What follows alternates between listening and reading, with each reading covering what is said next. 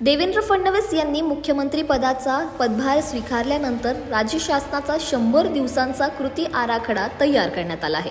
यामध्ये मालवणच्या राजकोट किल्ल्यावरील छत्रपती शिवाजी महाराजांचा पुतळा भव्य दिव्य स्वरूपात पुन्हा उभारण्याचे निश्चित करण्यात आले आहे। याचे काम सुद्धा युद्ध पातळीवर सुरू आहे। छत्रपती शिवाजी महाराजांचा योद्ध्याच्या वेशभूषेतील 60 फुटी पुतळा येथे उभा करण्यात येत आहे। राजकोट किल्ल्यावर यापूर्वी उभारलेला पुतळा कोसळल्याची पार्श्वभूमी लक्षात घेऊन या पुतळ्याचे स्ट्रक्चर पूर्णतः स्टेनलेस स्टीलमध्ये बनवण्यात येत आहे।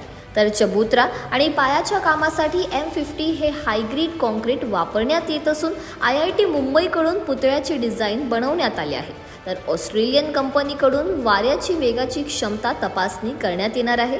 सार्वजनिक बांधकाम विभागामार्फत हे काम हाती घेण्यात आले असून सावंतवाडी विभागाचे कार्यकारी अभियंता महेंद्र किनी यांनी या कामाला भेट देऊन आढावा घेतला।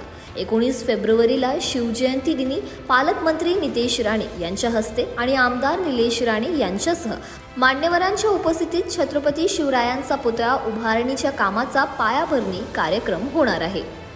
हा जो आपण महाराजांचा या ठिकाणी राजकोट किल्ल्यावर पुतळा उभारत आहोत, हा टोटल 60 फुटाच्या उंचीचा पुतळा असणार आहे, जो पूर्णपणे ब्रॉन्झ धातूमध्ये बनवण्यात येणार आहे।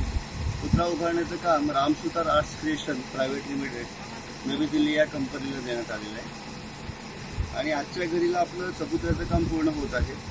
19 तारखेला शिवछत्रपती जयंतीच्या उत्सवाच्या निमित्ताने माननीय पालकमंत्री श्री नितेशजी राणे साहेब यांच्या हस्ते ब्रॉन्झ पुतळ्याचा पायाभरणी समारंभ आयोजित केलेला आहे आणि 19 तारखेपासून काही तांत्रिक बाबींची पूर्तता करून त्यानंतर लगेचच ब्रॉन्झचा पुतळा उभारण्याचं काम जागेवर सुरू होईल। आजच्या घडीला नोएडा येथील रामसुतार यांच्या फॅक्टरीमधून बेसचे जे ब्रॉन्झ वर्क आहे ते आपल्याकडे आलेलं आहे। त्यानुसार आपण लवकरच काम सुरू करत आहोत।